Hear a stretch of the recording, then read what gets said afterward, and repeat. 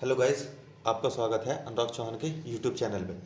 आज मैं जिस बारे में बात करना चाह रहा हूँ वो है कक्षा 8th का सिलेबस। कक्षा 8th के सिलेबस में कुछ किताबें हमारी चेंजेस हुई हैं, जिसमें हम देख सकते हैं अब हमारी साइंस की किताब का नाम बदलकर क्यूरियोसिटी कर दिया गया है कक्षा 8th के लिए। फिर जो हमारी किताबें एनसीईआरटी की अलग अलग चला करती थी, ज्योग्राफी अलग, सिविक्स अलग और हिस्ट्री अलग, अब उसका नाम कर दिया है exploring society India and beyond. ये सोशल साइंस की किताब कक्षा 8 के लिए। इसके बाद मैथ की एक किताब हुआ करती थी, लेकिन अब मैथ की 2 किताब कर दी हैं, गणित प्रकाश जिसका नाम है पार्ट फर्स्ट और पार्ट सेकंड। आज हम इनके सबके बारे में एक एक के बारे में विश्लेषण करेंगे। तो पहले हम सबसे पहले जानेंगे अपनी नई साइंस किताब क्यूरियोसिटी के बारे में, जो कक्षा 8 के लिए है। ये सरकार हर साल चेंजेस कर रही है कि बच्चे नई शिक्षा पद्धति के हिसाब से पढ़ें। जो हमारी न्यू एजुकेशन पॉलिसी है 2020 की, बच्चे उस हिसाब से पढ़ें। तो अब हम देखेंगे इस किताब में क्या न्यू चेंजेस किए गए हैं। इस किताब का प्राइस 117 रुपये है और इसको बनाने के लिए एक अच्छी खासी टीम लगी है। मैं पढ़ रहा था, बहुत अच्छी खासी टीम हमारे IISc बेंगलोर के प्रोफेसर्स हैं। और इस किताब को 4 हिस्सों में बांटा गया है। उससे पहले एनसीईआरटी जैसा करती है सरकार हमारा कि हर किताब में शुरू में आपको फंडामेंटल ड्यूटीज़ और फंडामेंटल राइट्स बताए जाते हैं। अब इस किताब में क्या क्या पोर्शन है, इस किताब को 4 हिस्सों में बांटा गया है। केमिस्ट्री, फिजिक्स, बायो और अर्थ साइंस। अर्थ साइंस पहले हमारे पास कम हुआ करती थी, फिजिक्स केमिस्ट्री बायो ज़्यादा हुआ करती थी, लेकिन सरकार ने इस साल अर्थ साइंस को भी वैल्यू दी है। अगर हम चैप्टर्स के बारे में बात करें तो पहला चैप्टर पड़ता है हमारा exploring the investigate world of science, यानी हमें जो वैज्ञानिक दुनिया है इसको कैसे इन्वेस्टिगेट करना है, ये पूरा चैप्टर है इस चैप्टर के। इसके बाद जो दूसरा चैप्टर है वो है हमारा इनविजिबल लिविंग वर्ल्ड बियॉन्ड और naked beyond our naked eyes. ये अगर हम जाएं कहें तो ये कक्षा 9th का चैप्टर पढ़ते हैं हम, एक कोशिका। कक्षा 9th का कुछ सिलेबस कक्षा 8th में डाल दिया गया है ताकि बच्चों का बेसिक्स मजबूत हो जाए। अब क्या है इनविजिबल वर्ल्ड की जो वे वस्तुएं जो हम आंखों से देख सकते हैं और जिनको हम आंखों से नहीं देख सकते, जैसे कि हमारे इसमें हम पढ़ेंगे स्टडी ऑफ सेल्स। इसकी सेल की स्टडी क्या होती है, सेल होती क्या है, सेल कितने टाइप की होती हैं, किस तरह से, माइक्रो ऑर्गेनिज्म भी आएगा इसमें। तो ये प्रॉपर एक कक्षा 9th का चैप्टर था जो अब तक बच्चे नहीं पढ़ते, लेकिन अब इस चैप्टर को कक्षा 8th में डाल दिया गया है। इसके बाद तीसरा चैप्टर आता है हेल्थ द अल्टीमेट ट्रेजर, स्वास्थ्य एक अद्भुत खजाना। ये चैप्टर भी बहुत कम हुआ करता था, इसका मुश्किल से एक पैराग्राफ, 2 पैराग्राफ या एक पेज दिए जाया करते थे कि स्वास्थ्य क्या है, किस तरह से। लेकिन इस बार पूरा एक प्रॉपर चैप्टर दिया है सरकार ने कि हमें अपनी हेल्थ कैसे रखनी है, बैलेंस डाइट कैसे रखनी है, सब चीज़, और स्ट्रेस को कैसे कम करना है। और फिर दूसरी चीज़ ये है कि इसमें प्रॉपर बीमारी भी दी गई है कि कौन सी बीमारी कैसे है, किस प्रकार है, कैसे हमें उस बीमारी से बचना है। और इस किताब की सबसे अच्छी खास बात क्या है, हम पहले जितने भी पढ़ते थे सब विदेशी वैज्ञानिकों के बारे में पढ़ते थे, लेकिन एनसीईआरटी ने अब ये क्या है कि हमारे जितने भी इंडियन वैज्ञानिक हुए हैं सबके बारे में हर चैप्टर में दिया गया है। जो इंडियन वैज्ञानिक जिस चैप्टर से बिलोंग करता है इन्होंने सबको उस चैप्टर में दर्शाया गया है। और ये हमारे बच्चों के लिए, जो बच्चे किताब पढ़ेंगे उनके लिए सबसे अच्छी चीज़ है कि हमारे बच्चे हम खुद टीचर्स भी इन वैज्ञानिकों के बारे में जानेंगे कि हमारे भारतीय वैज्ञानिकों ने खुद कितना योगदान दिया है। फिर चौथा चैप्टर शुरू होता है हमारा electricity magnetic and heating effect. ये चैप्टर आता है हमारा फिजिक्स में। इसमें हम मैग्नेट्स के बारे में पढ़ेंगे, मैग्नेट के पोल्स के बारे में पढ़ेंगे और मैग्नेट को गर्म करने पर क्या होता है, और भी बहुत सारे प्रैक्टिकल्स हैं। ये वोल्टिक सेल एक नया टॉपिक इसमें जुड़ा है, ये वोल्टाइक सेल प्रॉपर, ये कक्षा 12 का टॉपिक हुआ करता था, लेकिन क्या है इसको थोड़ा सा जोड़ दिया गया है कक्षा 8th में कि सेल कितने टाइप की होती हैं और कैसे हम सेल बना सकते हैं।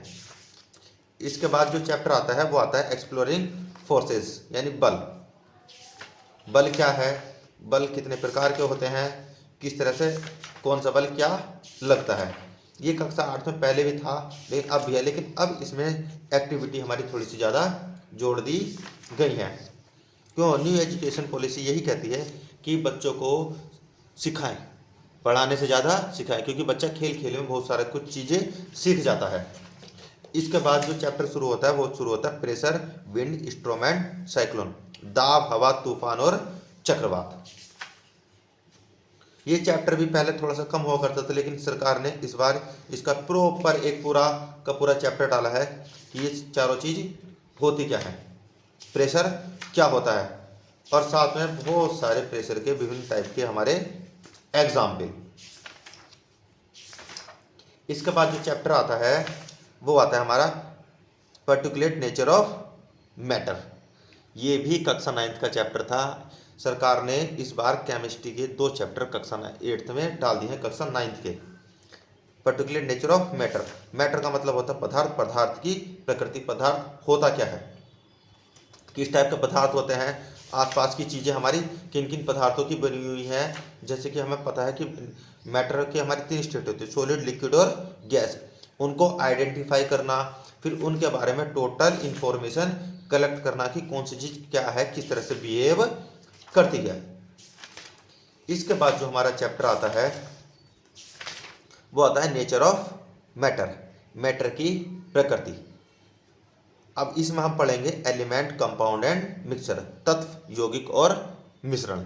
ये भी कक्षा 9 का पार्ट हुआ करता था, कक्षा 9 का दूसरा पार्ट था ये, लेकिन अब इसको भी कक्षा 8 में, क्लास 8 में हमारा डाल दिया गया है कि अब इसमें हम कक्षा 8 में बच्चे पढ़ेंगे कि मिक्सर क्या होते हैं, मिक्सर के बाद हमारा कंपाउंड आ जाएंगे, कंपाउंड के बाद हमारे एलिमेंट आ जाएंगे। तो ये एक अच्छा स्टेप है सरकार का कि बच्चों के ऊपर ज़्यादा बर्डन ना पड़े और धीरे धीरे अपनी आगे वाली क्लासेस की तैयारी करते रहें। इसके बाद जो चैप्टर आता है वो आता है the amazing world of solute, solvent and solution. अब इसमें क्या है, सोल्यूट, विलेय, विलायक और विलियन। अगर मैं आपको एक ध्यान से दिखाऊं, आपको एक तस्वीर दिखाई दे रही होगी। अगर हम इस तस्वीर को रिलेट करें तो ये तस्वीर कक्षा 10 में एक टॉपिक आता है गांधी जी का, जिसमें दांडी यात्रा का जिक्र है। इसमें गांधी जी के साथ आपको और बहुत सारे व्यक्ति दिखाई दे रहे हैं, जिसमें गांधी जी समुद्र के पास से नमक उठा रहे हैं। यानी सरकार ये चाहती है कि अगर हम कोई पाठ पढ़ाएं तो उसका ऐतिहासिक महत्व भी बताएं कि इस वस्तु का ऐतिहासिक महत्व क्या था, तो बच्चा रिलेट कर पाएगा कि वो वस्तु इतिहास में कैसे थी और वर्तमान में कैसे बिहेव कर रही है। तो ये एक और अच्छा स्टेप है कि पहले बच्चों को उस चीज़ के बारे में, इतिहास के बारे में बताएं और फिर वर्तमान के बारे में। तो ये भी थोड़ा सा 9th का और 10th का चैप्टर था जो 8th में डाल दिया गया है। इसमें हम सोल्यूट, सॉल्वेंट और सॉल्यूशन के बारे में पढ़ेंगे और इनके नेचर के बारे में। इसके बाद जो चैप्टर आता है वो आता है light, mirrors and lenses.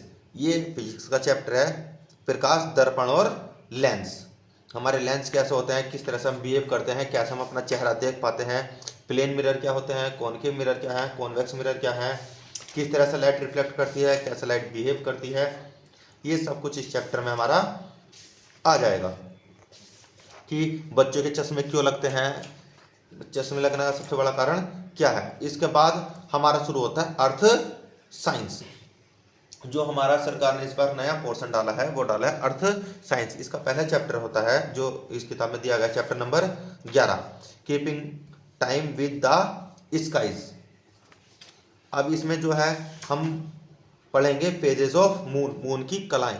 Moon की कलाएं का मतलब अगर मैं आपको बता दूं कि हम देखते हैं कि चंद्रमा 15 दिन घटता है और 15 दिन बढ़ता है, जिसे हम अमावस्या और पूर्णिमा कहकर बुलाते हैं हिंदी में। तो इस चैप्टर में हमें मून की कलाएं पढ़ने को मिलेंगी। इस तरह से ये हमारे इस किताब में दिखाई गई हैं मून की कलाएं समय के साथ। और हम इसमें यानी थोड़ा सा ज्योग्राफी का पोर्शन भी ऐड कर दिया गया है कि चंद्र ग्रहण सूर्य ग्रहण के बारे में बताया गया है, जो कि अधिकतर हमें ज्योग्राफी की किताबों में ज़्यादा पढ़ने के लिए मिलता है कि चंद्रमा कैसे गति करता है, सूरज कैसे गति करता है। तो ये बहुत अच्छा एक और स्टेप सरकार का। और सबसे अच्छी बात क्या है, साथ साथ में हमारे जो वेद हैं और जो हमारी चीज़ है उनके बारे में बताया गया है। इसमें संस्कृत में श्लोक लिखे गए हैं, उन श्लोक का हिंदी में मतलब भी बताया गया है कि हाँ। इसके बाद जब हम आगे आएंगे तो सैटेलाइट्स आ गई। देखिए, मैं जो आपसे भी जिक्र कर रहा था, हमारे इंडियन साइंटिस्ट के बारे में बहुत बताया गया है इसमें। जैसे इसमें दे रखे हैं हमारे साइंटिस्ट मेघनाद शाह, एक साइंटिस्ट हो गए। दूसरे साइंटिस्ट दे रखे हमारे विक्रम साराभाई, जिन्हें हम परमाणु जनक भी कहते हैं। भारत में परमाणु ऊर्जा केंद्र बनाने का इनका सबसे बड़ा हाथ था। तो अब बच्चे इनके बारे में जानेंगे, पढ़ेंगे कि हमारे भारतीय वैज्ञानिकों ने कितना योगदान दिया है। इसके बाद आता है how nature works in harmony, nature कैसे काम करती है। तो इस बारे में है, ये न्यू चैप्टर है। ये जितने भी पुराने बच्चे थे उन्होंने बहुत कम पढ़ा होगा, लेकिन अब जो क्लास 8th में बच्चे आएंगे वे पढ़ेंगे कि नेचर कैसे बिहेव करती है। हाँ, ये 10th क्लास का टॉपिक है जो बच्चे पढ़ेंगे।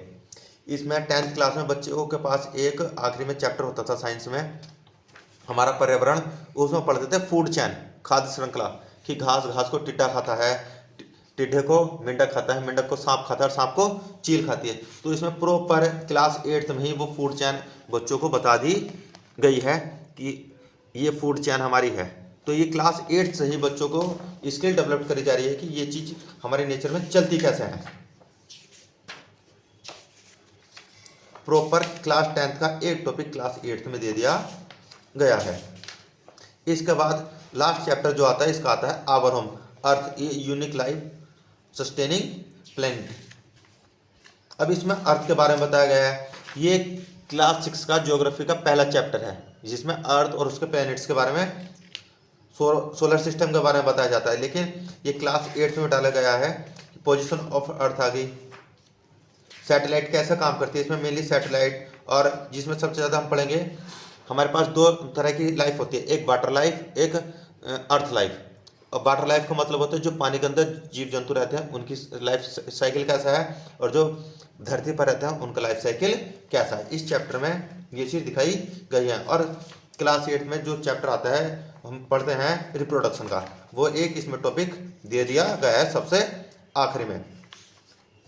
इस चैप्टर में इतना कुछ है और इस बुक में बहुत कुछ नया जोड़ा गया है। और आखिर में है it is never to end my friend, मेरे दोस्त इसका कभी अंत नहीं होता। तो इस किताब के बारे में है दिया गया है क्यूरियोसिटी, इंक्वायरी और एक्सप्लोरेशन। क्यूरियोसिटी उत्सुकता, इंक्वायरी जानकारी लेना, और एक्सप्लोरेशन उसके बारे में और गहन जानकारी इकट्ठा करना यानी खोज करना। इस किताब के सबसे आखिरी में ये 3 चीज़ आपको दी गई है। धन्यवाद।